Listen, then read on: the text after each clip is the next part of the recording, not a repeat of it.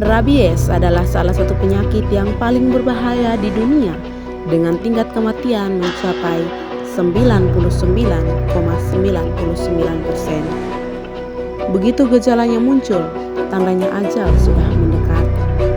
Jadi, apa sebenarnya itu rabies? Mengapa tingkat kematiannya begitu tinggi?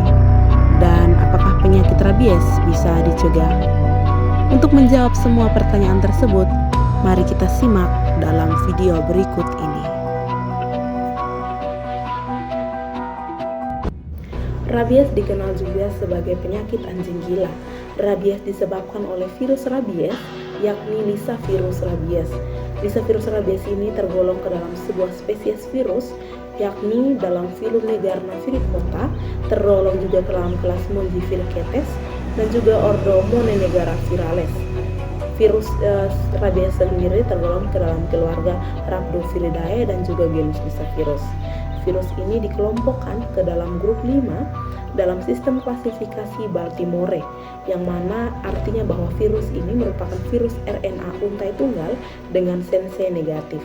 Nah, karakter dari Rhabdoviridae yaitu beramplop, berbentuk seperti peluru, dan memiliki panjang 180 nanometer dan bahkan berdiameter 75 nanometer. Sedikit informasi tambahan bahwa rabies merupakan penyakit zoonosis. Nah, zoonosis sendiri memiliki arti bahwa virus ini dapat ditularkan dari hewan ke manusia atau bahkan sebaliknya. Ada beberapa sifat rabies yang khas, yakni yang pertama, virus rabies akan mati ketika dipanaskan dengan suhu minimal 60 derajat Celcius selama 5 menit. Yang kedua, virus rabies akan mati apabila terkena sinar ultraviolet atau sinar UV. Yang ketiga, virus rabies akan cepat mati apabila berada di luar jaringan hidup.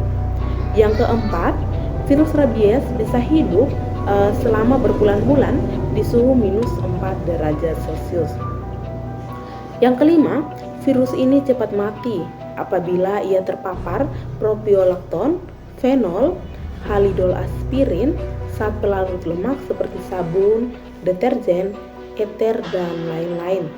Yang keenam, virus ini bisa hidup beberapa minggu di dalam gliserin pada suhu ruang. Dan yang ketujuh, virus ini akan cepat mati apabila terpapar gliseri 10%.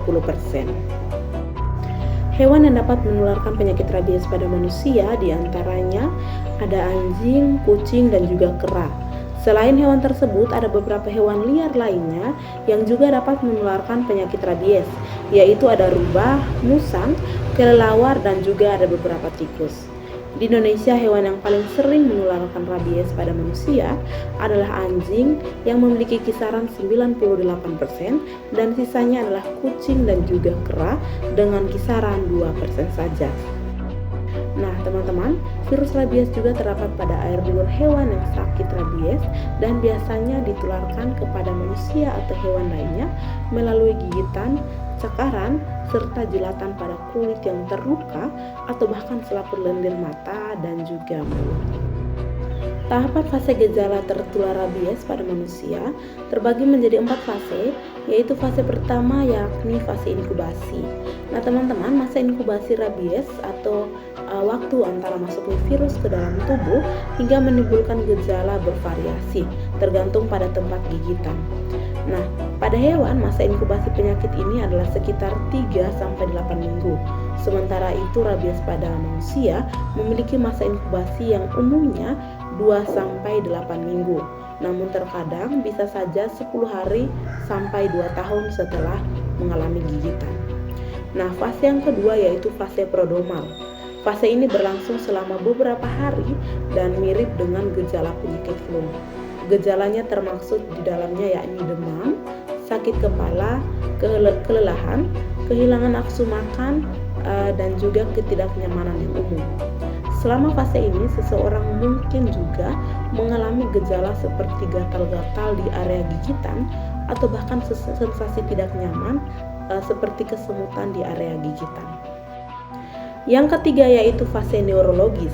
Pada fase ini akan berlangsung beberapa hari hingga 1 minggu.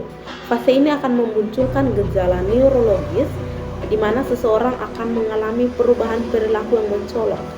Dan gejala yang umum terjadi meliputi kecemasan, kebingungan, agitasi, halusinasi, kesulitan tidur, kejang dan juga sensitivitas, entah itu terhadap rangsangan cahaya, suara atau bahkan sentuhan.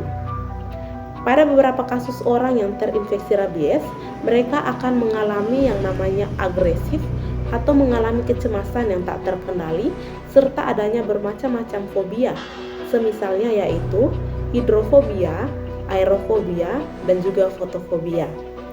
Hidrofobia merupakan gejala khas dari penyakit rabies karena tidak ditemukan pada penderita penyakit ensipatis lainnya.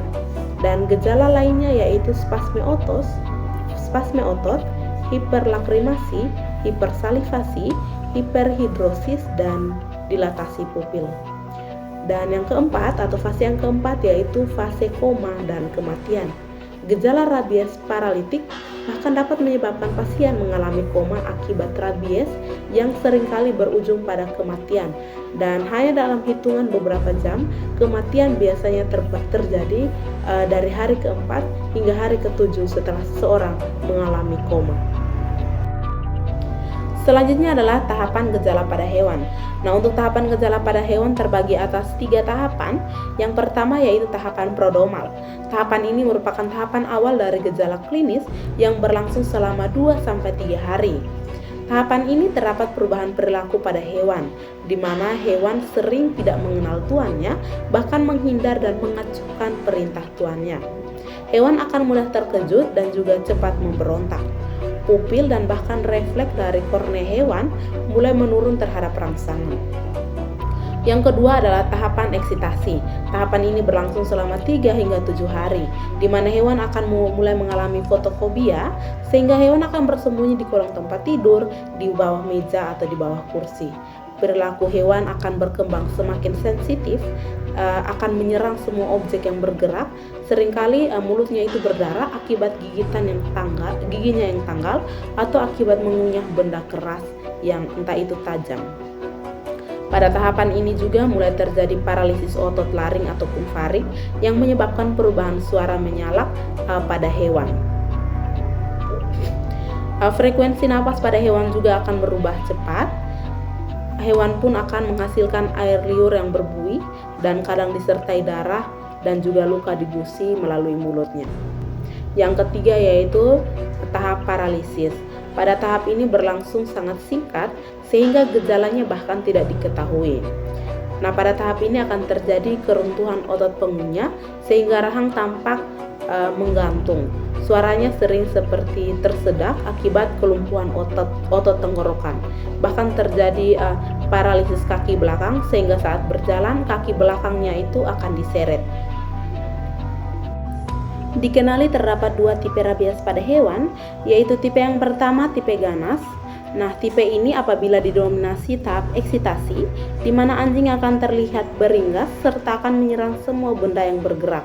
Dan tipe yang kedua yaitu tipe tenang, di mana tipe ini apabila hewan yang terinfeksi rabies setelah gejala prodromal langsung masuk ke tahap paralisis. Cara penanganan luka gigitan hewan penular rabies pada manusia saya uraikan menjadi 3 bagian, yakni yang pertama, cuci luka gigitan secepatnya dengan sabun ataupun deterjen pada air mengalir selama 15 menit, lalu berikan antiseptik seperti obat merah atau sejenisnya. Yang kedua, segera pergi ke puskesmas ataupun rumah sakit untuk dilakukan kembali pencucian luka dan mendapatkan vaksin anti rabies atau VAR atau bahkan serum anti rabies sesuai indikasi. Yang ketiga, berikan serum anti rabies seusai indikasi penanganan luka gigitan sesegera mungkin setelah terpapar hewan rabies. Hal ini efektif untuk mencegah timbulnya gejala dan juga kematian. Ada beberapa cara yang dapat dilakukan untuk pencegahan rabies. Yang pertama, ikat atau kandangkan hewan penular rabies. Yang kedua, jika hewan penular rabies dibawa keluar, maka perlu dilengkapi dengan pengaman. Yang ketiga, vaksin hewan penular rabies secara berkala. Yang keempat, jika manusia terlanjur tergigit, lakukan pencucian luka dengan sabun atau deterjen menggunakan air mengalir selama 15 menit sesegera mungkin oleh penderita atau keluarga. Lalu, segeralah ke puskesmas atau rumah sakit untuk mendapatkan tata laksana penanganan kasus gigitan hewan penular rabies sesuai dengan prosedur. Dan yang keempat, untuk kelompok berisiko tinggi tertular rabies seperti petugas laboratorium yang berhubungan dengan virus rabies, vaksinator, dokter atau perawat yang merawat pasien rabies, dokter hewan, dan setiap orang yang mempunyai potensi kontak langsung dengan hewan penular rabies dapat diberikan imunisasi atau kekebalan terhadap virus rabies.